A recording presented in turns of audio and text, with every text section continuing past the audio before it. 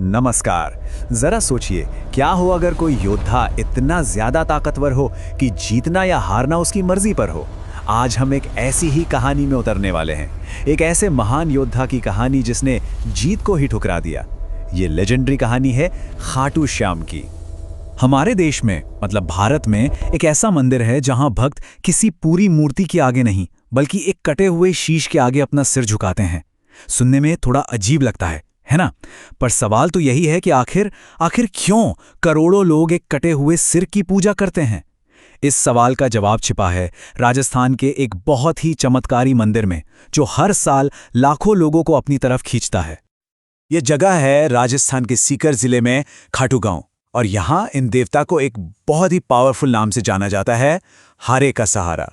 मतलब जो हार चुका हो उसका सहारा। अब सोचिए जरा, ऐसा क्यों कहा जाता होगा? ऐसा क्या है कि दुनिया भर से निराश और हारे हुए लोग यहां आकर अपना सहारा ढूंढते हैं? इस क्यों का जवाब हमें एक बहुत पुरानी, एक महान कथा में मिलता है। तो चलिए अब सीधा चलते हैं उस कहानी की गहराइयों में। ये गाथा है एक ऐसे योद्धा की, एक ऐसे वीर की जिसकी शक्ति की कोई कल्पना भी नहीं कर सकता था। ये कहानी है बर्बरीक की।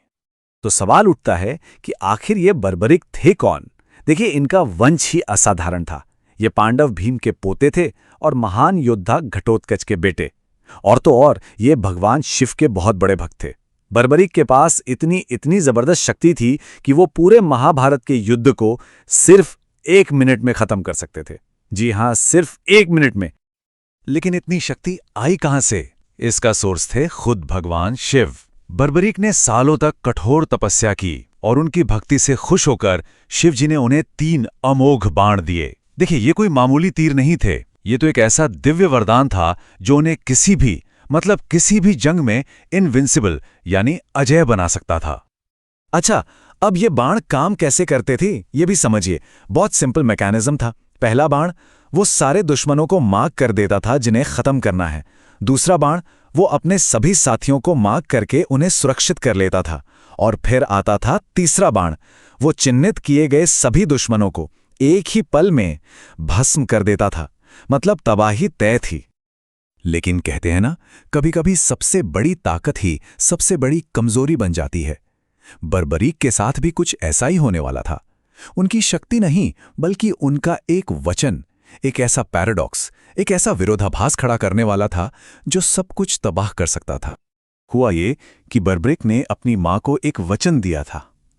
वचन ये था, मैं हमेशा उस पक्ष का साथ दूंगा जो युद्ध में कमजोर होगा।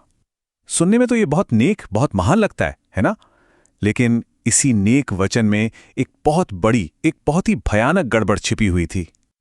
और इस गड़बड़ को सिर्फ एक ही व्यक्ति देख सकता था, भगवान कृष्ण। वो अपनी दूरदृष्टि से ये समझ गए थे कि बर्बरीक का ये नेक वचन न्याय नहीं लाएगा, बल्कि ये तो सब कुछ खत्म कर देगा, टोटल अनाइलेशन। कृष्ण जानते थे कि अगर बर्बरीक युद्ध में उतर गए तो धर्म की स्थापना का जो पूरा मकसद था वही खत्म हो जाएगा। तो ये पैराडॉक्स आखिर था क्या? चलिए इसको जरा आसानी से समझते हैं। मान लीजिए बर्बरीक कमजोर पक्ष के साथ जाकर खड़े हो गए। अब उनकी ताकत इतनी थी कि वो पक्ष तुरंत ही सबसे मजबूत बन जाता। तो अब कमजोर कौन हुआ? दूसरा वाला पक्ष। और बर्बरीक का वचन क्या था कि वो हमेशा कमजोर का साथ देंगे। तो उन्हें फिर से पाला बदलना पड़ता, और जैसे ही वो उधर जाते वो साइड मजबूत हो जाती। ये एक ऐसा साइकिल था, एक ऐसा विनाश का पेंडुलम जो बस इधर से उधर घूमता रहता और तब तक नहीं रुकता जब तक दोनों सेनाएं खत्म ना हो जाएं और मैदान में सिर्फ और सिर्फ बर्बरीक अकेले बचें। अब इस महाविनाश को तो रोकना ही था। तो भगवान कृष्ण ने बर्बरीक की परीक्षा लेने का फैसला किया। और यहीं से ये कहानी एक ऐसे मोड़ पर पहुंचती है जहां एक ऐसे बलिदान की मांग की जाती है जिसके बारे में कोई सोच भी नहीं सकता था। श्री कृष्ण ने एक ब्राह्मण का रूप बनाया और बर्बरीक के पास पहुंचकर उन्होंने दान मांगा। अब बर्बरीक तो दानवीर थे। उन्होंने बिना सोचे समझे कह दिया कि मांगिए, जो मांगना है मैं दूंगा। तब उस ब्राह्मण ने जो मांगा उसने सब कुछ बदल कर रख दिया। उन्होंने कहा, धर्म की रक्षा के लिए एक महान बलिदान जरूरी है और दान में मुझे इस युग के सबसे महान योद्धा का शीश चाहिए।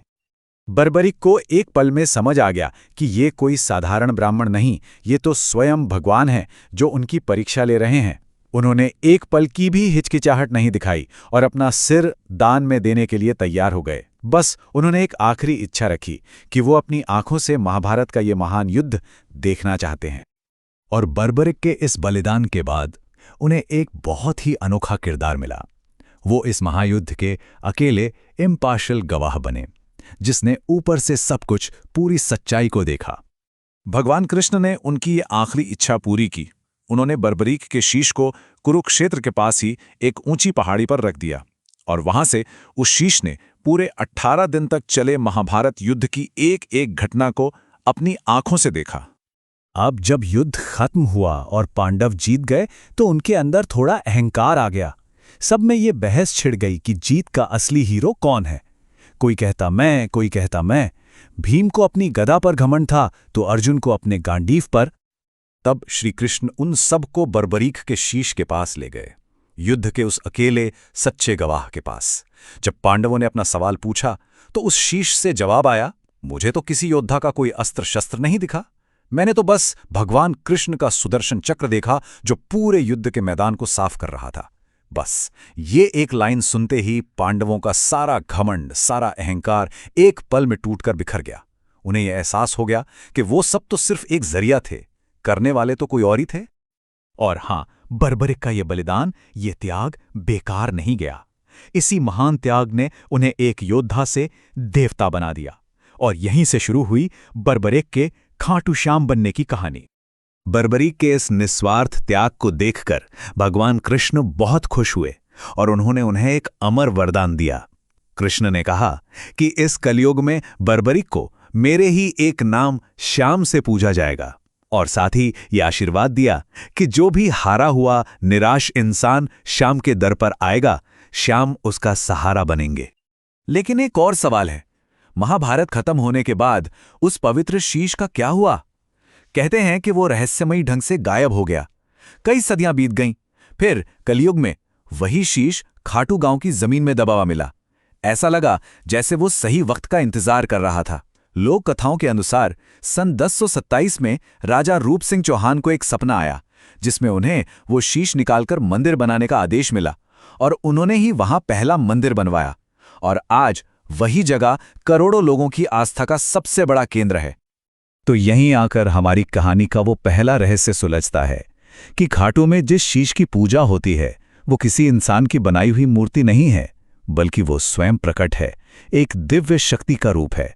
और यही शीश आज लाखों करोड़ों लोगों के लिए उम्मीद की और भरोसे की सबसे बड़ी वजह है।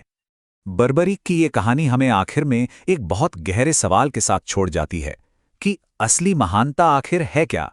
क्या वो अजेय शक्ति हासिल कर लेना जिससे पूरी दुनिया को झुकाया जा सके, या फिर धर्म और न्याय के लिए उस शक्ति समेत अपना सब कुछ त्याग देने का साहस रखना? इसका जवाब शायद हम सबको अपने अपने अंदर खोजना होगा।